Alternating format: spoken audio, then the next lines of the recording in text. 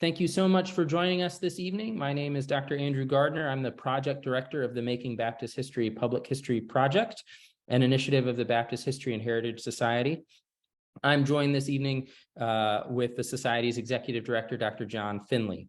We're grateful to have you this evening and are really excited that we are partnering with the American Baptist Churches of New York State to put on this webinar. Tonight's webinar will feature a public lecture on the recently published book, The Power of Mammon, The Market, Secularization, and New York Baptists from 1790 to 1922. And we will hear a lecture from the book's author, Dr. Curtis Johnson, who is professor of history at Mount St. Mary's University. Additionally, we will hear a pastoral response and reflection from the Reverend Dr. Jeremy Spencer, who serves as the pastor of Odessa Baptist Church in Odessa, New York.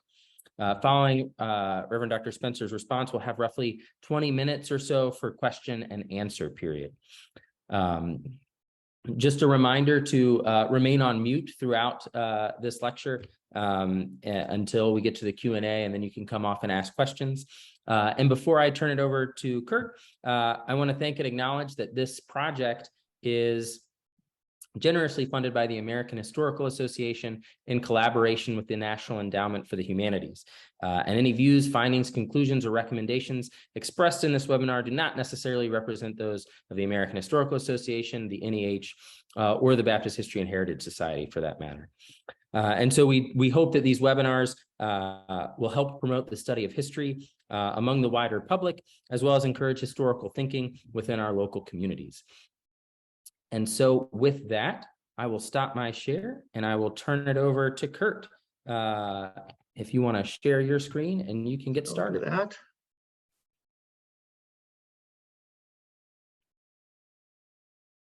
And let's see here. I will do the slideshow. Okay.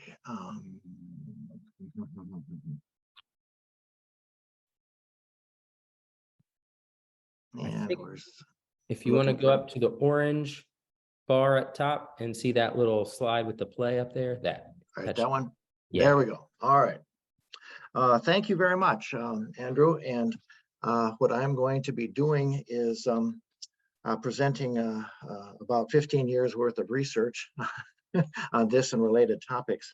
I hope you all will find it enjoyable and informative. I will be covering about 130 years of New York State Baptist history. There are a lot of moving parts. And so I have a whole series of slides here that I think will help.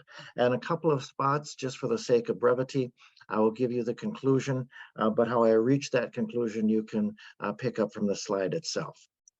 Okay, so let's get started. And so the first thing that I want to answer the question is why? Why spend a lot of time doing this kind of work? And I think all of the people here are well aware of the fact that there have been numerous surveys showing that Christianity seems to be in decline in terms of the general public, and it is particularly strong among Generation Z. And as a university professor, I am dealing with these people all the time, as I expect many of you are as well. And so how difficult is the situation with Generation Z? And here I cite Ryan Burge. He is a superb sociologist, and he is also an ABC USA minister. And he recently came out with a survey of on Generation Z and interviewed people. And what he found was that among members of Generation Z, 36% identify with some form of Christianity. Atheists, agnostics, and nothing in particular, like most people, he calls them the nuns, N-O-N-E-S. And 48% of the people in the survey identify as nuns. And he says this is the first time in American history that a cohort has been so strongly tilted in the direction of non-belief rather than belief. Well, Gen Z is the future.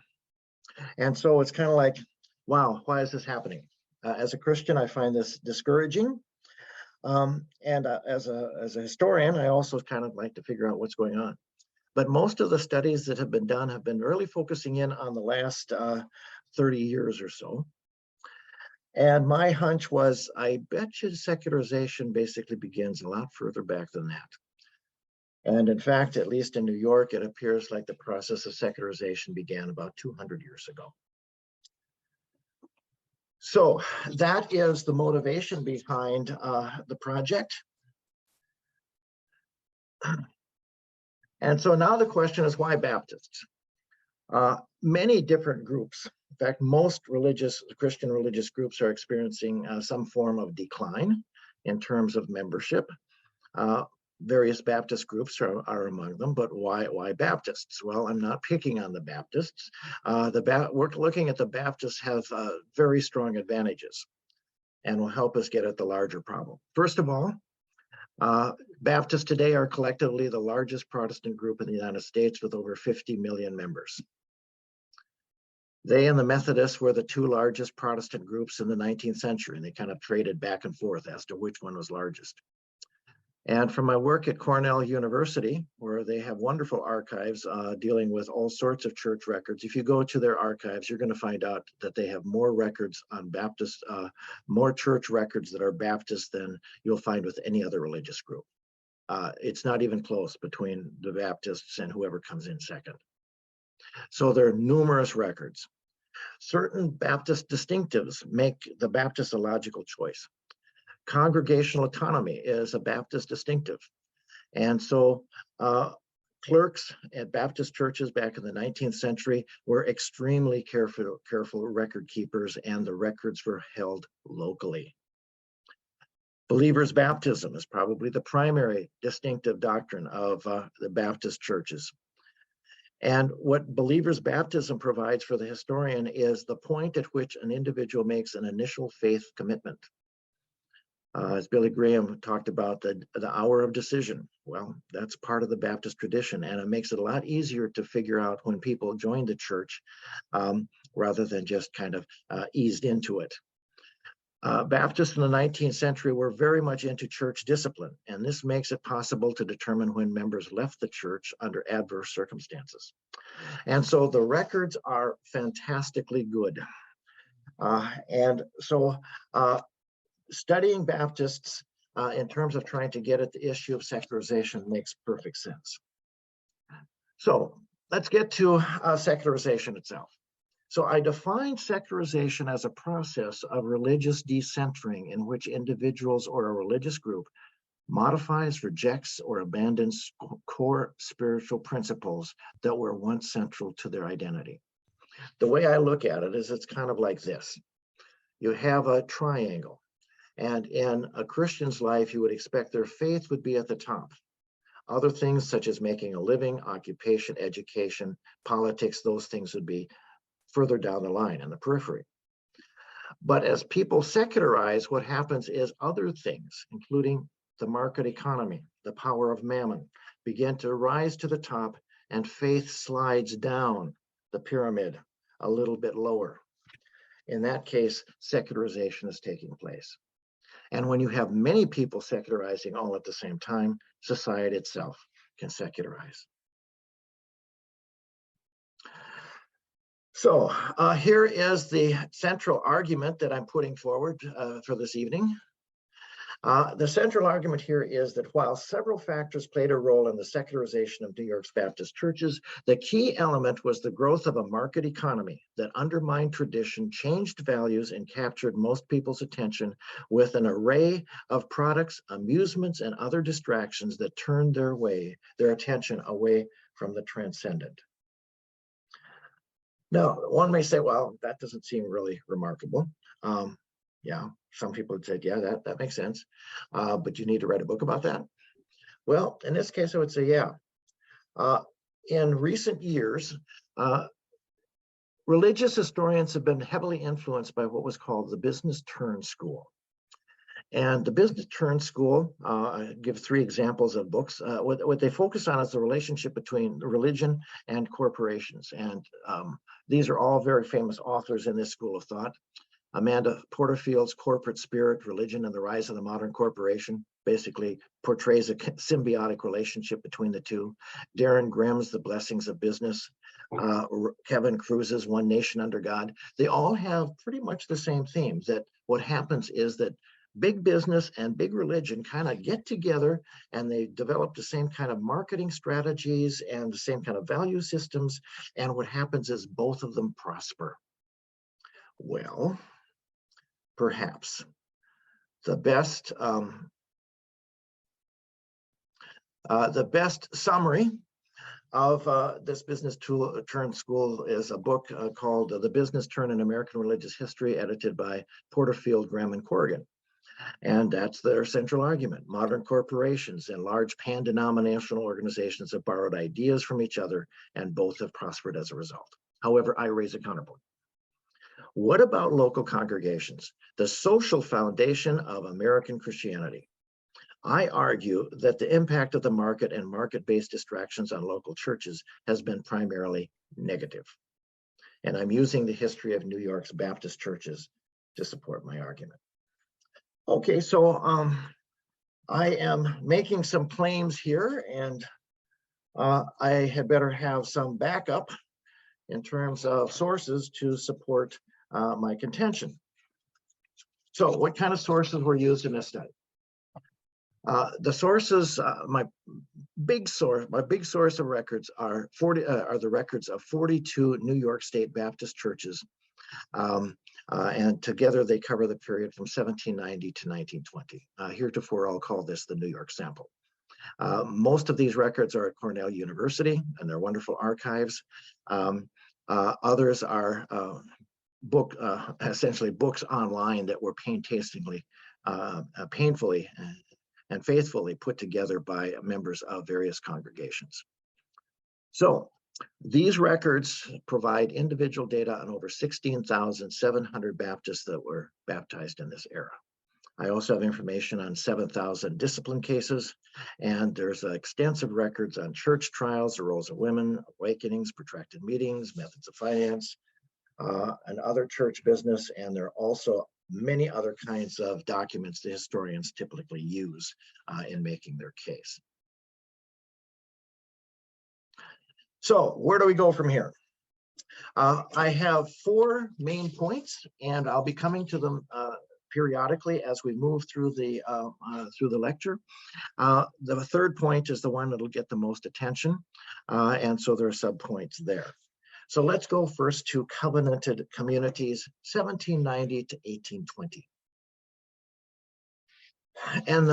And so let's take a look at what we have here. All right, covenant meetings, not pastoral leadership, were central to Baptist life in this time period. And this term isn't used a lot today, but it's similar in many ways to prayer meetings. Folks would meet at least once a month, but many times more frequently than that. And this would be a time of prayer, a time of sharing. And the key event here is when the members basically renew their covenant to God and to each other. And hopefully at the end of the meeting, there's going to be a feeling of fellowship and the church will be in union.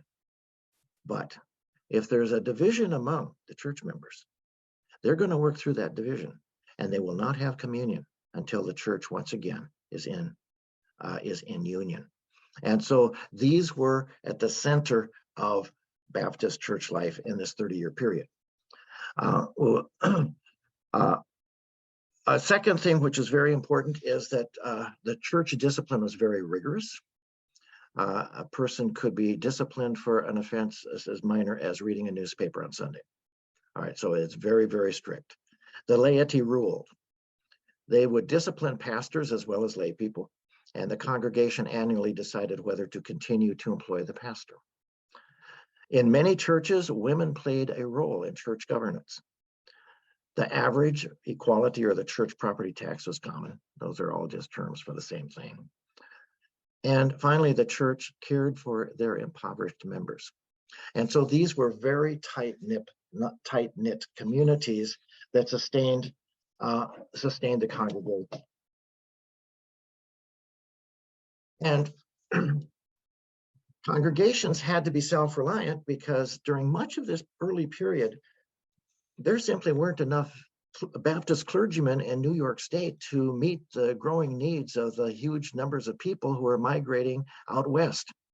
And so this chart here shows the surplus or deficit in New York Baptist clergy relative to the number of churches. So in the 1790s, still Baptist churches were still largely sprinkled along the Hudson River Valley down to Long Island, eastern part of the state. But then around 1800, Baptists started to move west in large numbers. And so many of them were moving west into so many communities, there was no way the denomination could possibly fulfill all of the needs for clergymen out west.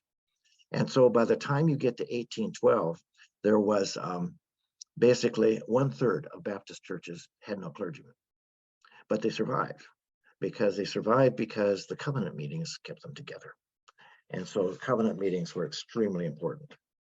Another feature of this time period is something deals with evangelization. I use the term awakenings, and I'll explain that term in just a moment. Awakenings were common events in early New York, unlike protracted meetings, which I'll get to in a moment, which would not arrive until the 1830s. Awakenings were spontaneous events, sometimes numbering over 200 conversions in a single congregation, and these conversions occurred over many months. And during this time period, the laity played a major role. In describing the Homer Awakening of 1819-1820, Hezekiah Harvey wrote, quote, "There were active Christians who established and conducted meetings for prayer and went from house to house throughout the town. The machinery of modern revivals, i.e. protracted meetings, was then unknown. The church, not the preacher only, were the chief human agency connected with these manifestations of divine grace." Another feature of life in these early congregations was that women played a pretty important role in a good number of them. In my research, I found that New York sample congregations basically fell into two categories. First of all, there are authoritarian churches which maintain strict controls over female participation. Women were expected to testify in covenant meetings.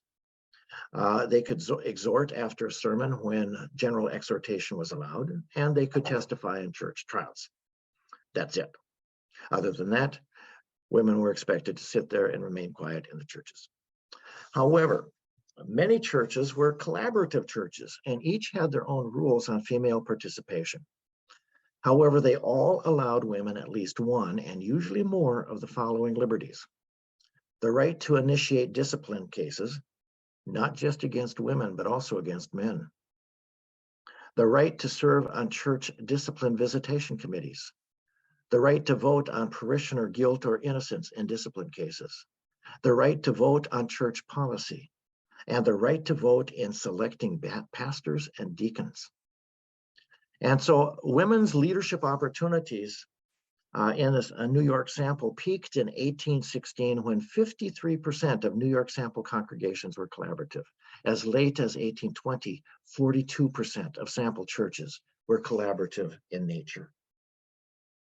And so, in looking at this early period, what we find is that the number of Baptist churches and the number of Baptist members grew rapidly.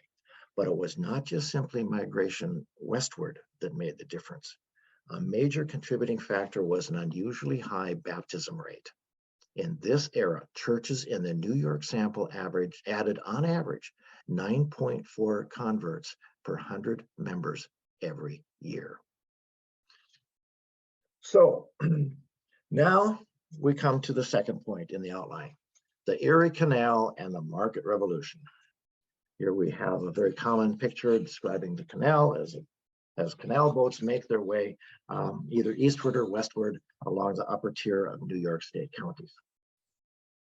What the Market Revolution does is it turns everything upside down. First of all, it turns things upside down economically. Here we can see the canal going east to west, but it was much larger than that. There were tributary canals that went up in various parts of New York State, also using the Finger Lakes in the middle part of the state. And essentially, farmers who were close to the canal saw their property values increase dramatically. Farmers who were distant from the canal saw their property values decrease. And so what happens here is the canal moves people from subsistence agriculture to a market economy where people can sell their goods on a commercial basis, and it changes the entire economy of New York State.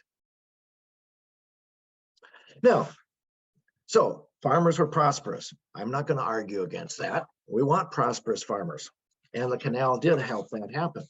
However, when the market came to New York, it's not just prosperity, but a new set of values that come in. And here are 5 of them, which are I call market values, which are part of the assumptions that people have regarding the market economy. Number 1, one's status is dependent on success in accumulating wealth and property, and one's identity is determined by one's occupation or position in the larger society. 2, business affairs are private, and outside organizations, with the exception of the government, have no right to intervene.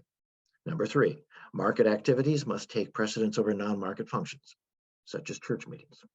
Number 4, individual consciences, not church dictates, should rule in matters of belief and behavior. Number 5, property belongs to the property holder, and no one, with the exception of the government, can even make a partial claim upon it. These values come banging up against the values that were in Baptist churches during the days of the covenanted communities. So initially, Baptist clergy, other Baptist leaders were very skeptical about the market revolution. And there are numerous examples here of how Baptist associations printed circular letters condemning those who cheated their employees. Numerous organizations warned avaricious citizens against graft, fraud, extortion, and cheating in business. One congregation warned that pettifogging, or being a lawyer, was a dangerous calling for a Christian. And so initially there was a negative response to the changes that were now happening as a result of the market revolution. However, by the end of the 1820s, many Baptist associations, mostly controlled by ministers, campaigned for full-time ministers whose salaries were paid by their congregations. Because earlier preachers had also farmed or had part-time jobs, the salaries of full-time preachers would have to be somewhat higher than before to make up for lost outside income. The shift to full-time salaried ministers set off a series of controversies in Baptist congregations, and the first concerned a drastic increase in annual pay expressed in $1913, and notice that the salaries of ministers by the late 1850s were 4 times greater than they were in the 1810s. And here is a picture of the changes. In the early 1800s, ministers got on average about $200 per year. And by the time you get to the 1850s, that had risen to nearly $800 per year. So ministers were now financed totally by their congregations. And this put them in a position where they gradually began to assume more power. And there seems to be a power struggle. There seemed to be a power struggle between ministerial power and the power the laity had traditionally had. Baptist ministers collectively reduced women's role in congregational life, and by the early 1830s, the percentage of New York State sample churches that were collaborative dipped to below 10%. Notice that's just a decade earlier, it was at 42%. Ministers reduced the power of the laity by setting up committees to manage church affairs, such as discipline cases, rather than let the membership decide. Ministers and their supporters also tended to tighten behavioral rules on matters such as Freemasonry and alcohol consumption.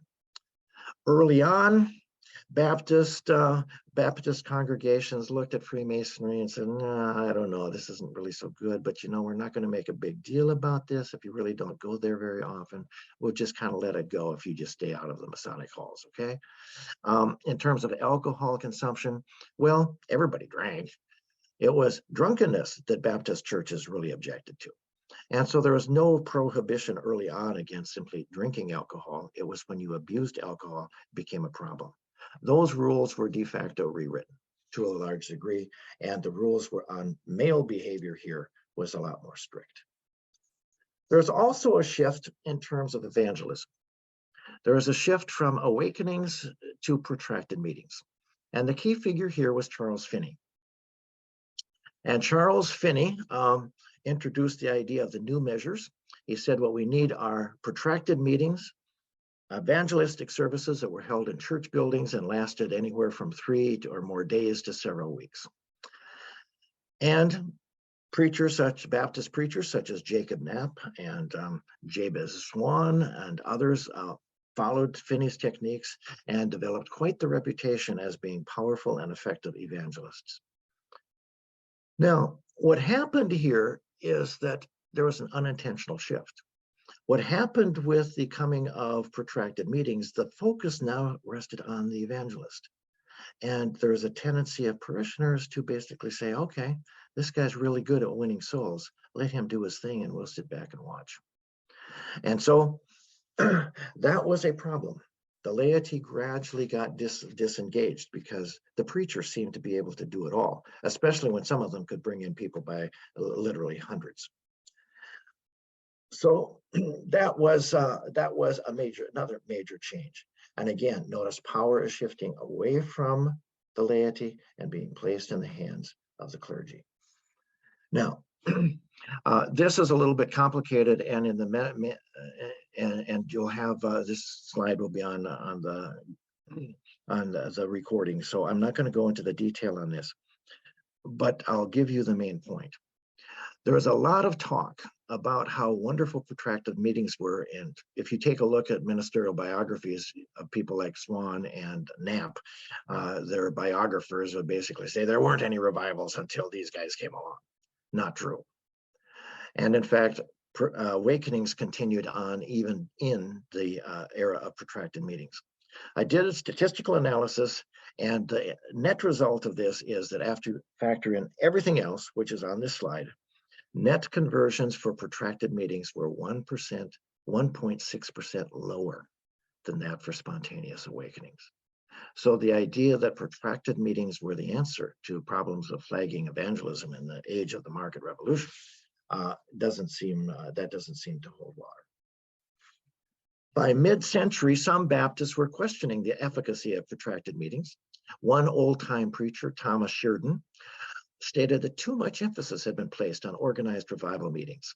Instead, Sheridan claimed, personal labor must be done by the private members of the church. The pastor or evangelist cannot do all. Every individual must do his or her own duty. However, trying to re-engage the laity in personal evangelism was a difficult task. And so ministers had made themselves the principal agents of evangelism, and the laity was comfortable in keeping it that way. So now we have a situation where increased resentment is taking place in regards to pastoral leadership.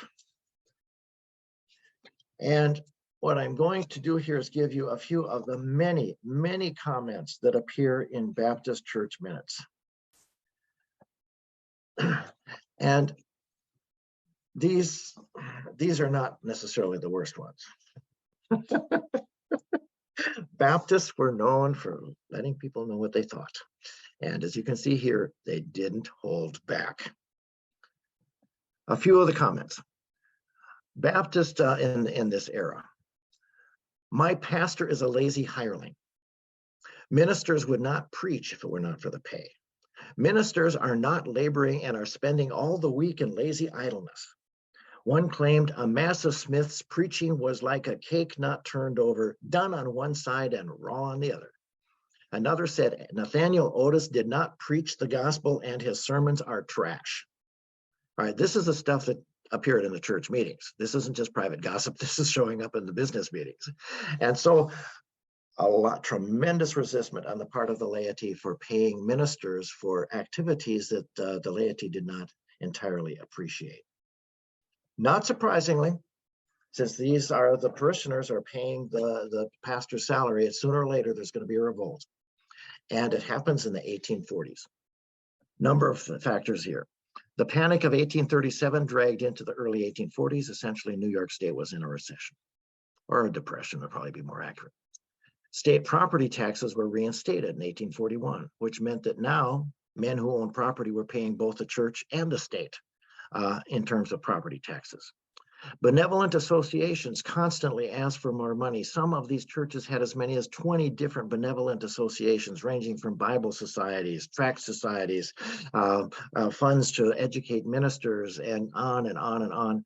At least 12 representatives there every single year, asking for more money. As we've seen, clerical salaries were up. And in addition, the market idea of property as being strictly private, not communal, had taken hold. And so with Baptist men pouring abuse on well-paid ministers, mandating that members pay taxes to the church to support preachers was no longer workable.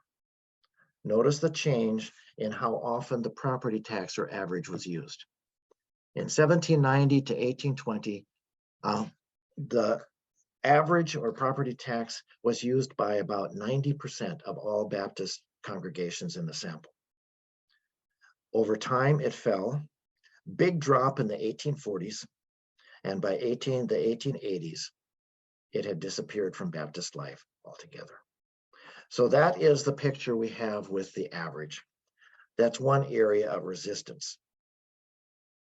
We also have a change in which covenanted communities basically lose some of their distinctiveness, and they operate more and more over time as voluntary associations. Now, voluntary associations are very segmented. They have the right to discipline their members for not paying dues or missing meetings, but not for offenses unrelated to the organization. Let me give you a quick example. Let's say you have a village library committee, and what they want are people to contribute money to the library fund and find someone to open and close the library doors. Okay, what you do on Saturday night, they don't care about. You can get drunk on Saturday night, but as long as you're at the meeting on Monday, that's fine with them. And so people in these communities really don't care about what's, and people in voluntary associations don't really care that much about things unrelated to the organization itself. Furthermore, membership was fluid. If someone doesn't come to a library committee meeting, he might get some negative comments from his fellow members. But if he basically dropped out, that's the end of the story. Okay, sorry, we missed John. Hope he does well, but he's not coming to our meetings anymore. What happens is that as individualism grows in strength, Baptist discipline moves more in the direction of being like voluntary associations than it had been under the days of covenanted communities. And so what we can see here is overall, and these are statewide numbers, Baptists as late as 1830 were excommunicating or expelling almost 2 people per 100 every year. But from that time on, church discipline declines, partly because it wasn't working. The goal of church discipline is to redeem the sinner. And if the sinner walked away and ignored you, you're not really getting anywhere. Another thing that happens here is that Baptists quit working so hard to try to get people to come back to church. And so what happens is eventually they just said, it's too much. We're just going to have to erase these people or drop them from the church records. And so by 1920, Baptist churches were erasing or dropping nearly 3 people per 100 every year. So a change in overall discipline.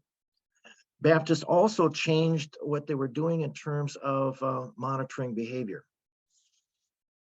In the time of the covenanted communities in the early 19th century, behavioral infractions such as Sabbath violations, drinking, gossiping, doing violent acts. All of these sorts of things took up a tremendous amount of time for Baptist congregations. Offenses against the church, such as not paying to support the minister, not showing up, heresy, they were actually a minority of cases. Private misbehavior was really taking up Baptist attention. By the early 1900s, Baptist activity trying to monitor behavioral infractions basically disappeared, and they only focused on offenses against the church. In other words, they've become like voluntary associations, a product of the market revolution. Feminization. The growth in female influence was not due to a lack of male membership. The percentage of church members who were men basically dropped a little bit, but it wasn't anything close to what happened in other denominations. However, church minutes showed increased male indifference to church activities. They got themselves more involved with what was going on in the market. Secularization played a role as covenant meeting attendance plummeted. When excuses were given, they were often work-related. With the decline of the average, women became essential solicitors. If it wasn't for women, many of these churches probably wouldn't have made it. They would have disappeared. And so in short, as market-influenced men became more indifferent, women had to take on leadership roles. And so some of the prohibitions against women being involved in church activities began to be relaxed. Some congregations allowed women to serve on fundraising committees. Soon women were doing far more. In Geneva, the women canceled the church debt in 1848, and 2 years later, they furnished the worship house.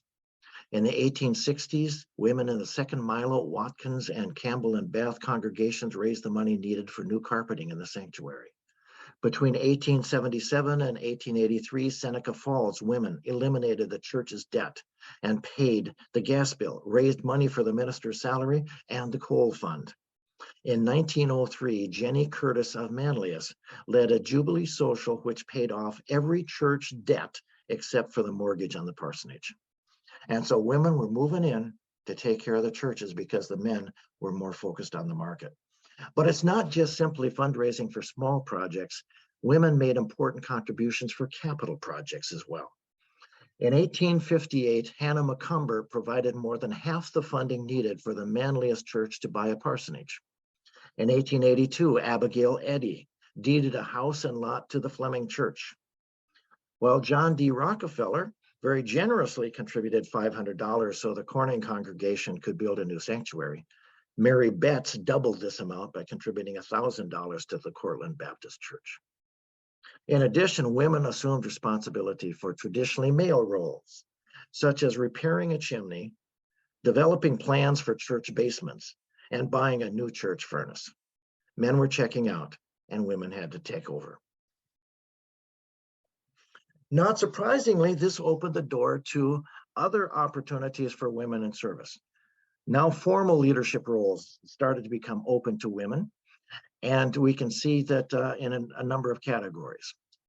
The first column looks at the percentage of churches that sent some women as part of their delegation to regional association meetings that were held annually.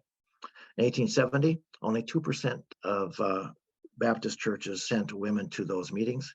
By 1920, 87% were sending women to association meetings. The percentage of churches with female clerks. In the entire state in 1870, there were no female clerks. And clerks were really important because they're basically the record keepers for the congregation, second only in importance to the pastor himself. 1920, 50% of Baptist churches had female clerks.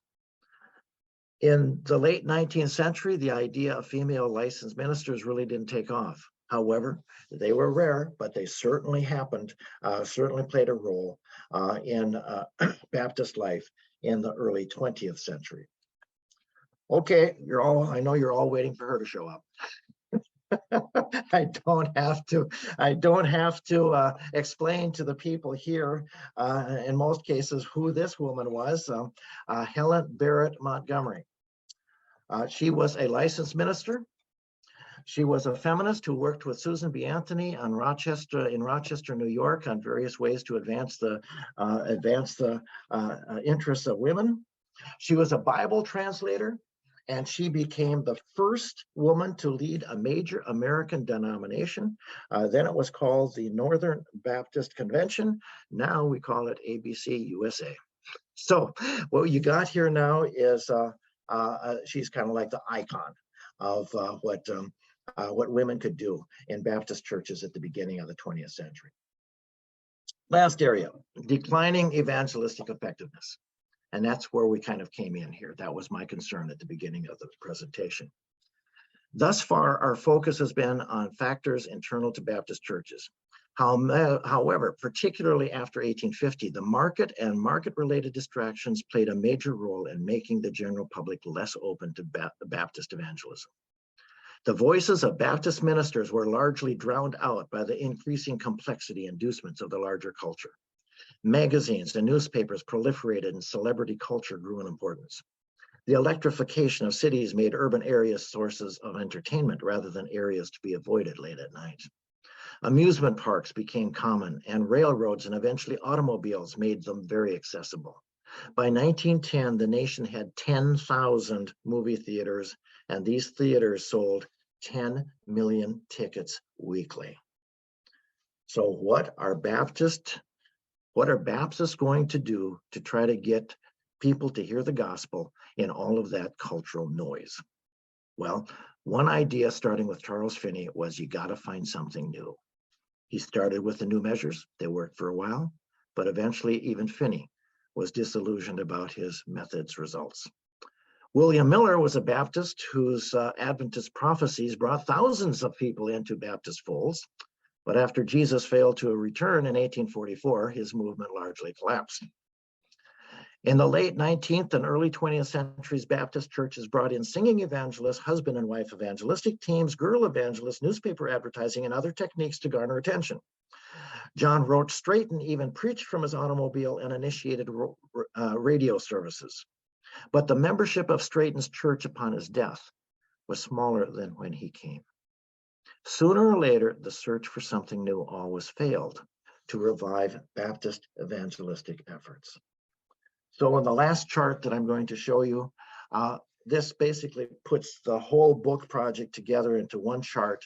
And what we see here is overall the rate at which people are being converted and baptized in Baptist congregations falls steadily from the late 18th to the early 20th centuries. Using statistical methods, we can basically figure out what were the circumstances upon each conversion and baptism. Obviously, there weren't protracted meetings early in the 19th century. Protracted meetings had a big impact in the mid-19th century, but then faded somewhat, but they're still around in the early 20th century. The idea of baptisms from awakenings, where you have spontaneous lay-led revivals, those basically disappeared. The awakenings were the key source of baptisms in the period of 1790 to 1820. But by 1920, such awakenings basically were gone. Baptisms per 100 members from sporadic conversions. Usually these are family members trying to influence their younger, cousins, children to join the church when they achieve adulthood.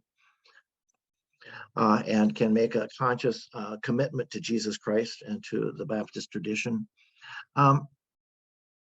The sporadic conversions, one here, one there, after a while they all add up. Over time, they fell by half. And I think a major reason for this is that the birth rate fell by half.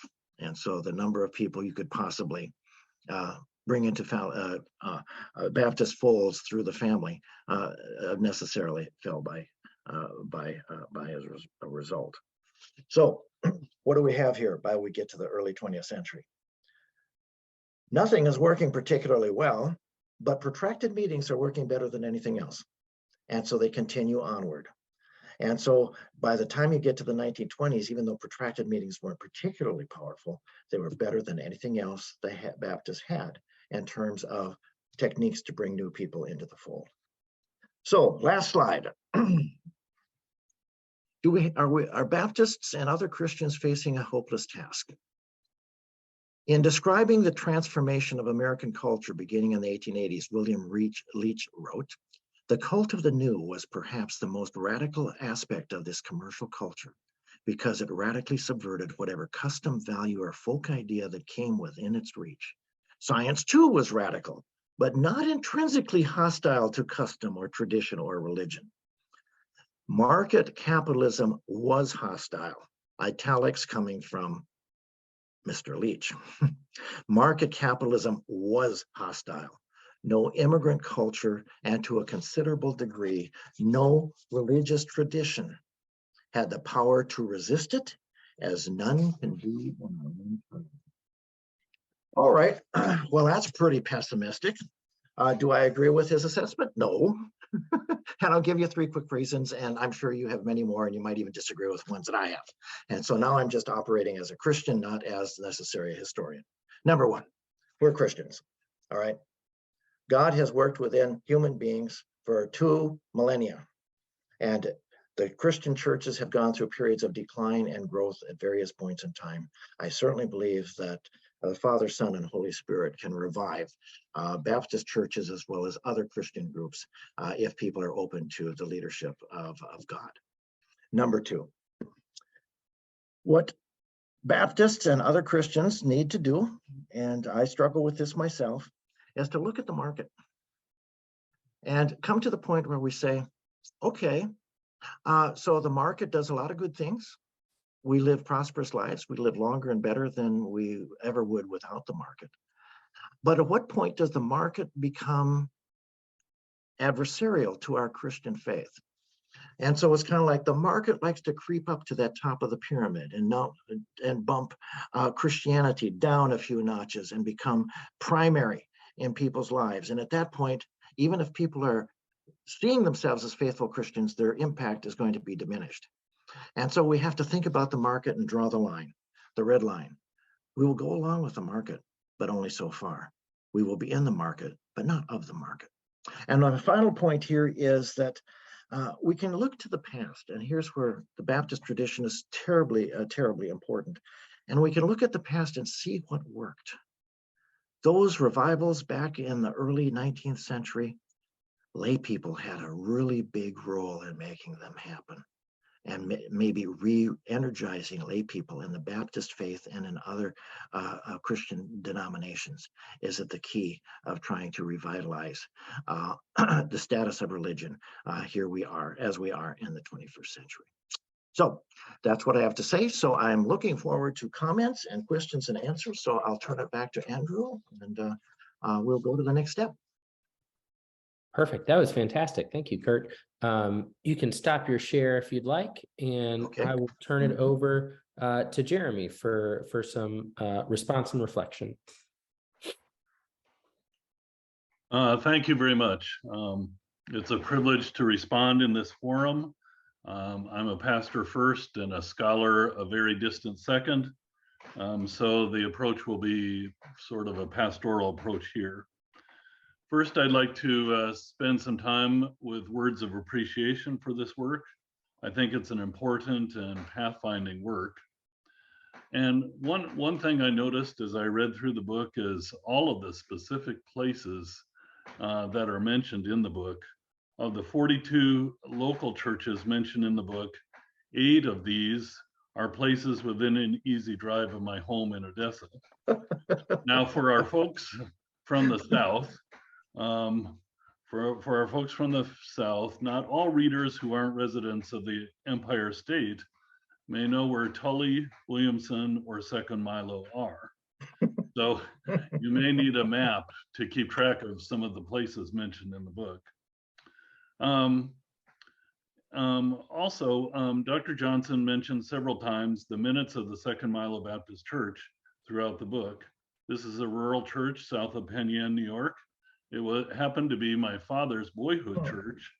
After my father retired from the ministry for 40 plus years of ministry, he rejoined the Second Milo Baptist Church and was an active member until he passed away, and he would have loved reading this book because he loved geography and he loved the Lord and he loved Baptist history.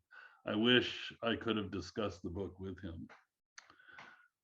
Second, I found it helpful, really helpful, to realize that early Baptist churches on the New York State frontier were covenanted communities. That is, their members covenanted to walk together in Christ, and therefore they really expected their fellow members to walk in a godly manner. As Dr. Johnson points out, when there were indiscretions, the ultimate goal of church discipline was actually to restore church members to covenant fellowship. Now, this hit me in kind of a personal way, because a number of years ago, I decided to research the lives of two Baptist ministers, William J. Sparks and Alva Plumley. Plumley isn't important for this purpose. And I decided to trace their work from state to state, from association to association, and church to church, until both of them finally came to Iowa and started churches there. And those churches were known to me and of interest to me. And I wondered where their early pastors had come from. In any case, I collected hundreds of notes on this topic and never ever published them or did much more. But when I was researching the life of William J. Sparks, it turned out he came from a church in North Carolina called the Old Roaring River Baptist Church of Wilkes County, North Carolina. And when I obtained the original minutes of the church, I was taken aback by all of the infractions, everything from drunkenness to backbiting to attending a wedding. And Dr. Johnson mentioned even reading a newspaper could be cause for being cited for one thing or another. And at that time when I was doing my research, I was inclined to suppose that people of Sparks' home church were excessively legalistic and inclined to point fingers at the faults of others. I did consider back then that in the North Carolina backcountry, churches were some of the few institutions offering at least some form of social constraint. But Dr. Johnson's work shows me that it was really the covenant that was primary. The covenant was so important that people expected to be involved in one another's lives in sometimes ways that we might find rather overbearing. And then another word of observation I would make is that I happened to come across Walter Flint's book on the history of Alabama Baptists, and he points to the same reality in frontier Alabama in the early 19th century. So, at least in my mind, I'm drawing a line between New York State Baptists, Alabama Baptists, this one North Carolina Baptist that I knew about, and it seems to me that this kind of covenantal understanding was very widespread indeed. And a third comment also stems from remarks on covenanted communities.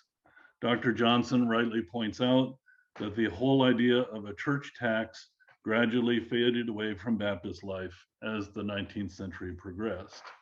From 35 years in full-time ministry, most of that time working with small churches, I have to wonder why Baptists ever thought a church tax was a great and workable way to secure church finances. But again, it seems to me that this arises from early Baptist covenantal conceptions of church life. If you're in covenant with one another, then you kind of set yourself into a situation where you accept the fact that you're going to be taxed to support this thing called the Baptist Church. As church life slipped into more of a voluntary association form, the change of church finance also changed as well. And now, secondly, I have a few words of perhaps reservation, and the first one is kind of a minor matter. This book is developed in considerable detail, And in chapter 7, Dr. Johnson shows the responses of local Baptist churches to the whole issue of Freemasonry. And there was a range of opinions, as he mentioned earlier, from indifference on the part of some churches to all-out opposition. Dr. Johnson does a great job of showing what happened during that time of opposition. But I found myself wondering why Baptists opposed the lodges of their day. And this comes out of personal experience as well. Early in my ministry, I soon found out that a number of men in my congregation were also members of local lodges. And there were subtle pressures for their pastor to also become a member of a lodge. And at one point, the local Methodist minister, who was a member of the local lodge, came to call on me, and he said, look, you'll have a great ministry to the men of your congregation if you'll just join our lodge. And I said, well, look, I'm wary of joining a secret organization because, I can't really know in advance whether I will agree with the organization's principles or not. And what if I got involved in all of the learning that goes on to be part of this lodge, only to discover that I have serious disagreements with something that the lodge holds? So my question here is, were Baptists opposed because of doctrine, because Baptists were Trinitarian and lodges seemed to be maybe a little bit more Unitarian? Were Baptists opposed to the whole idea of secrecy? There are scriptural aspects of secrecy. Were Baptists just saying, look, we've got to be open in all we do? Or were they opposed because of divided loyalties? If Bill, a member of my church, is also a member of my lodge, a local lodge, where does Bill's loyalty really lie? Now, a second kind of reservation I have concerns ministers, and I'm a minister, so that arises rather naturally. And ministerial finance was the issue that just kind of lodged in my mind. I really don't have a reason to dispute Dr. Johnson's contentions that ministers tended to grab up association positions and enhance their power vis-a-vis the laity. I have no data whatsoever to oppose that point of view. Dr. Johnson rightly shows salaries rising from, say, $479 in the 1830s to $797 in the 1850s. And it seems to me that would be about a 22% salary growth in each of about 3 decades. According to Alan Greenspan and Adrian Wooldridge's study, Capitalism in America, A History, between 1800 and 1850, income per head was increasing by 40%. That would be about 8% income growth per decade, with some variations, with panics and so forth. So I sat down with pencil and paper and calculated that if a pastor made $400 per year in 1820, the pastor would need to make $588 per year in 1860 just to keep pace with an inflation rate and a market growth rate like that. Dr. Johnson's figures show that pastoral salaries were exceeding economic growth in the antebellum period by roughly 14%. So even then, he's showing that pastoral salaries were exceeding the growth rate that at least Greenspan and Wooldridge point to. But here I feel that some context might be needed. Were the salaries of other professions rising at the same time? How well or how poorly were doctors, farmers, blacksmiths, or teachers paid at this time? Were their incomes static while those ministers were growing rather rapidly?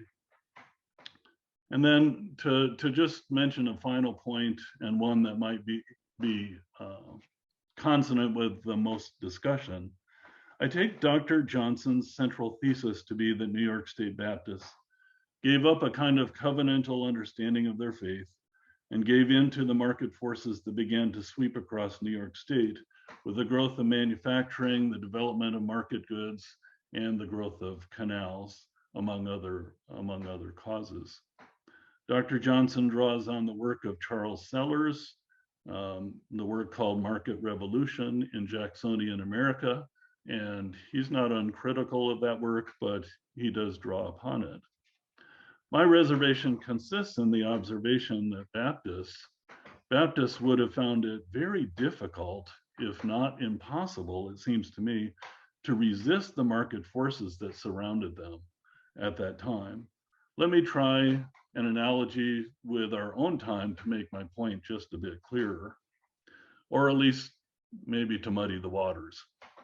It may be that in future days, historians will write works on the way the digital revolution between the 1980s and the 2020s impacted churches and church institutions. And it may be that historians of the future will discover that the impact of the digital revolution upon Baptists resulted in a number of spiritual losses for those same Baptists. I can even imagine an argument such that Baptists would have done well to resist the digital revolution during this period, that Baptists should have realized that their very integrity was at stake during this time of vast change. Now, my point is simply this. My point is that it is very, very, very difficult to resist the cultural changes around us.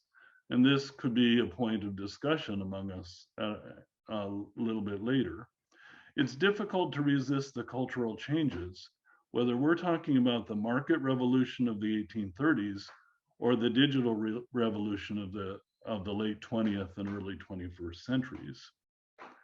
And then a point to go along with this is that H. Richard Niebuhr's instructive volume, Christ and Culture, points to some of the challenges. To resist cultural forces, whether those forces be market forces, the power of mammon, or even the digital revolution, is to take up what Niebuhr calls a Christ against culture stance. Amish groups, conservative Mennonites, and others take up this stance, but even they struggle with it considerably. Niebuhr suggests another option, namely Christ transforming culture, in which Christians seek to transform the culture around them, bringing light to darkness. In relation to the culture of their day, it seems to me that 19th century Baptists held revivals and protracted meetings, organized temperance efforts, intermittently opened themselves to women's ministry, and set up anti-slavery campaigns. They seem to have been more of the Christ transforming culture mindset than the Christ against culture mindset. Question I would raise for all of us to consider, was that the right stance for them to have taken?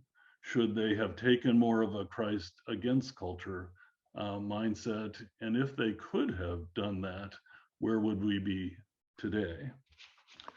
In conclusion, Dr. Johnson's work is a thoughtful, well-written study of Baptists in upstate New York between 1790 and 1920. And I believe that for Baptists, this is really a path-breaking and a move forward from what we've had to this point. I appreciate the opportunity to read this study and to respond in this forum, and I trust that my remarks might stimulate further conversation. God bless you. Thank you. Thank you.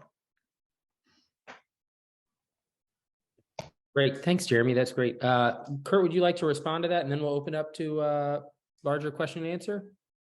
Yeah. Well, thank you for the very kind words about the book. I appreciate that. I also appreciate the very important questions that that Reverend Dr.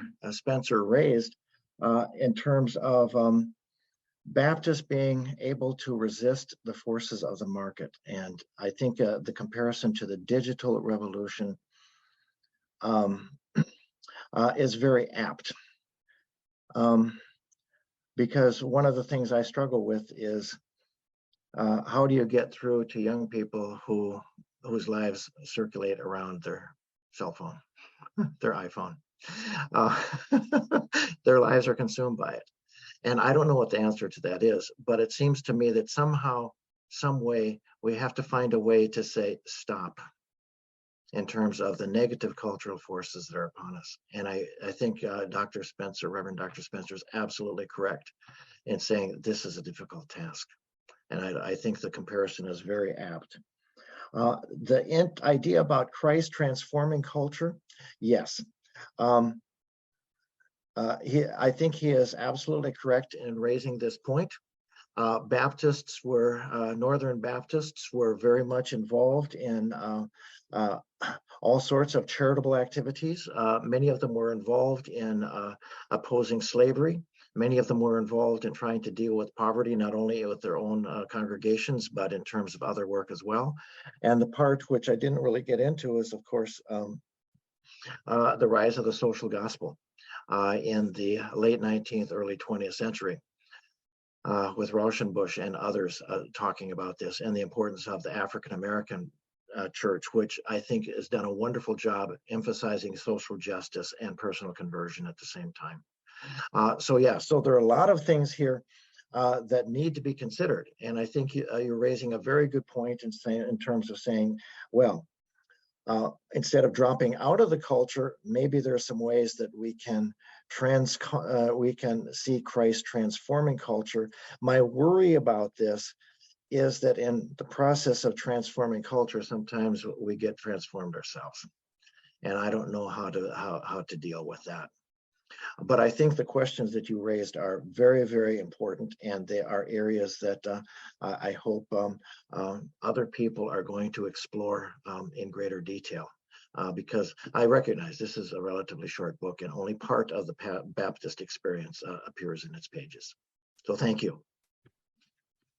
Great, thank you. I now open it up for Q&A. If anyone has a question, you can please use the reaction to raise your hand and ask your question to either Dr. Johnson or Reverend Dr. Spencer. Johnson, I had a question about the part of what we talked about or listened to was that when the laity were engaged in evangelism and not handing it over to the pastors, things went much better.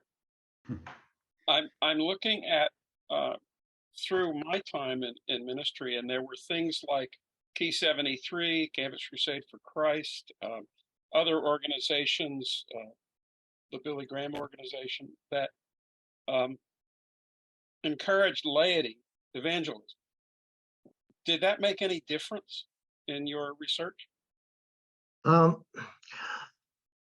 I put those organizations is that I put them in kind of like the pan-evangelical organizations, which have often had very close ties with corporations and modified some of their techniques. I guess what I am thinking about here is that I would feel more comfortable if the denominations had more control over what was going on in terms of evangelization. And I am not endorsing Mormon theology. Okay, I want to make that really clear here.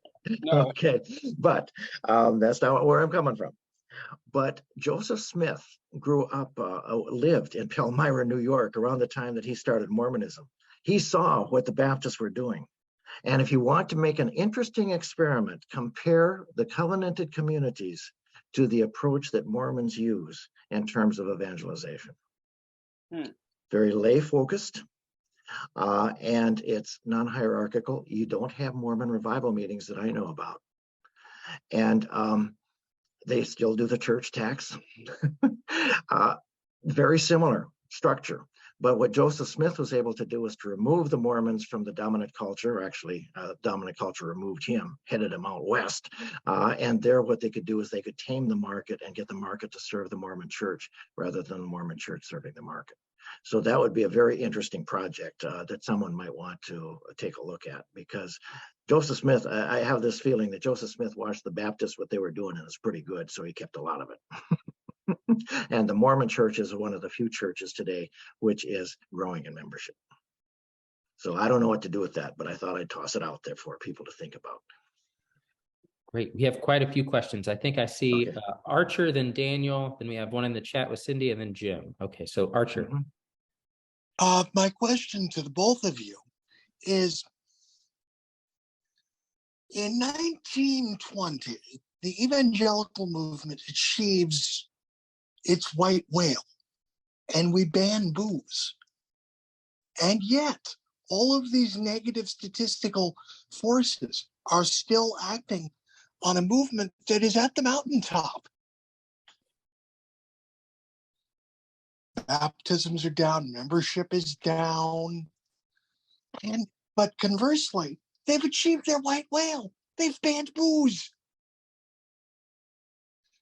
How do we knit them together? How do you knit together falling membership and declining influence within their own communities with achieving their white whale?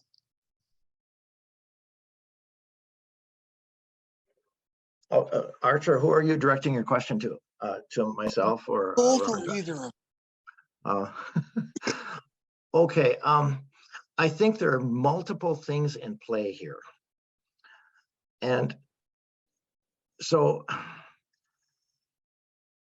I think there is a correlation here, but I don't think that I would say that, I would say in this case, correlation and causation are somewhat different from each other. And so what I'm saying here is that the issue here is not whether people can buy alcohol. After all, early Baptists had no real problem with that, as long as they didn't do too much of it. The problem is, what are you doing to share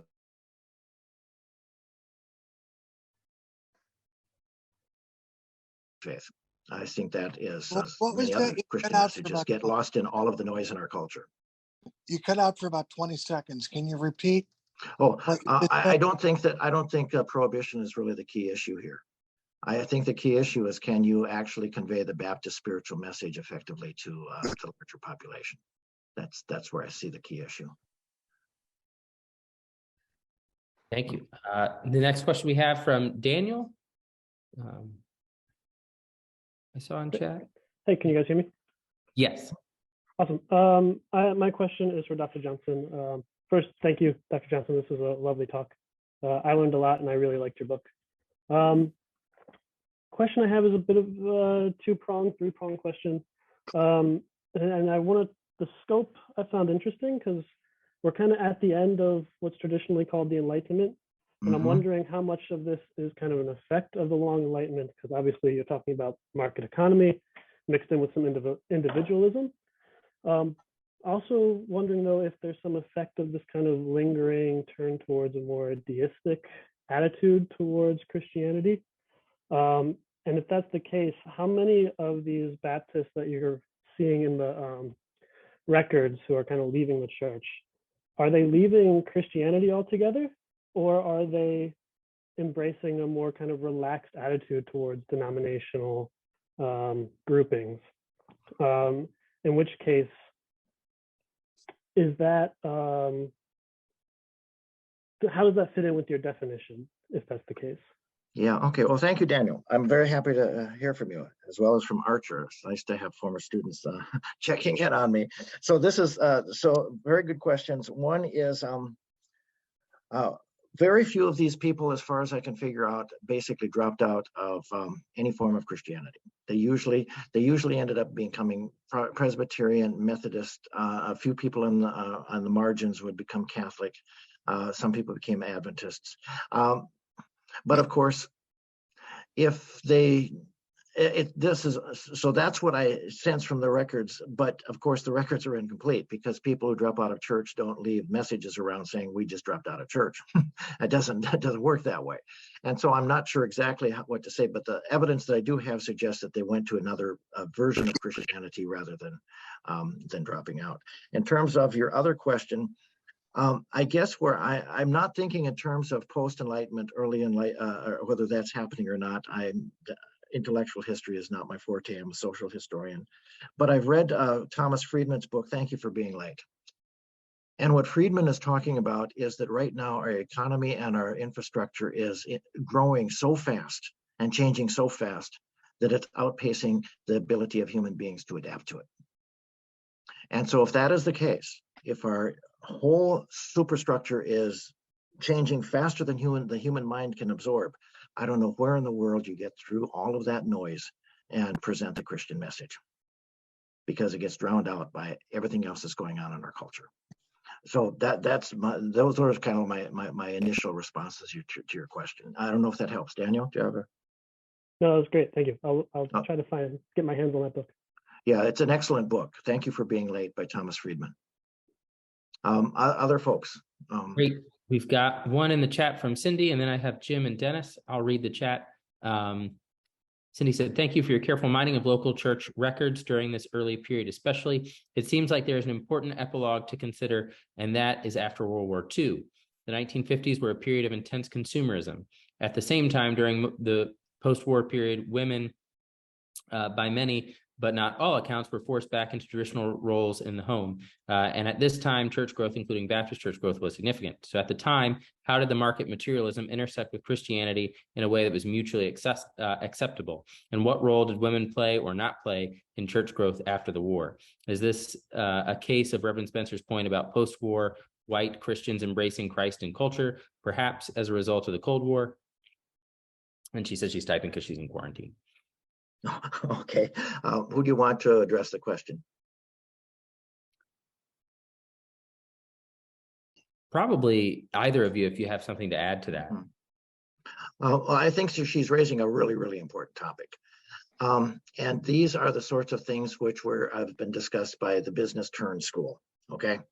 Almost all of not all, but the vast majority of works on the Business Turn School have taken a look at post-World War II America.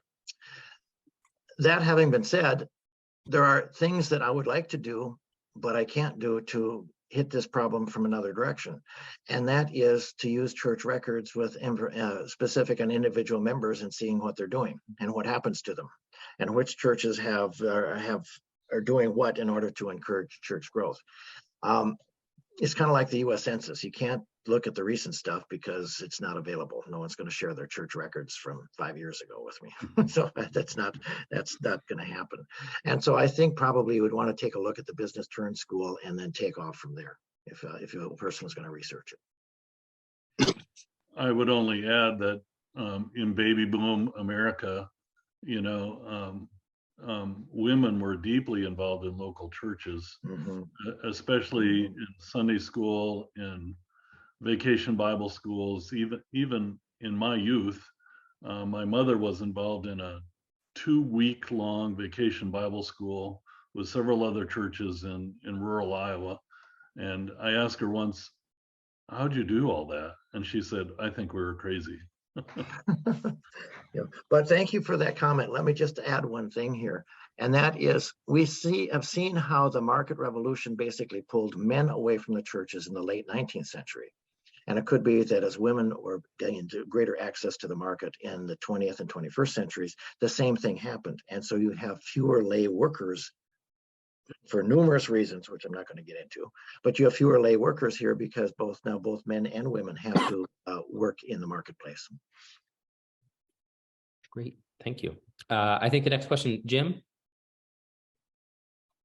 Yeah, hi. Can you hear me? Yep. Okay, good. I want to thank Dr. Johnson for this talk, and I'm really fascinated again by looking at the local church records to make some conclusions about what was happening. But one quick point, you had mentioned earlier that God had worked with humans for 2 millennia. On behalf of my Jewish brothers and sisters, I would like to add a few millennia to that list. I take the correction. All right, I take the correction. All right, thank you. I also heard you say something about your concern that in attempting to transform the culture, the church would also be transformed. My question to you is that a bad thing necessarily? Hasn't the church transformed itself as it worked within or against the culture since the church has been around? My response to it is you raise a good point. And I would say it does not necessarily have to be a bad thing. All right. But it's kind of like the church has to be conscious of how the culture is affecting them and respond accordingly. Whereas I think too many Baptists, and I would say other Christians as well, in the 19th century just basically accepted the market system as it was at face value and didn't think about how the market was changing them. So you're right. Adapting to the culture would be perfectly great, but you got to be conscious about what you're doing. Yeah. Does that satisfy? Yep. Okay. All right. Great. I think we have Dennis, and there's one in the chat.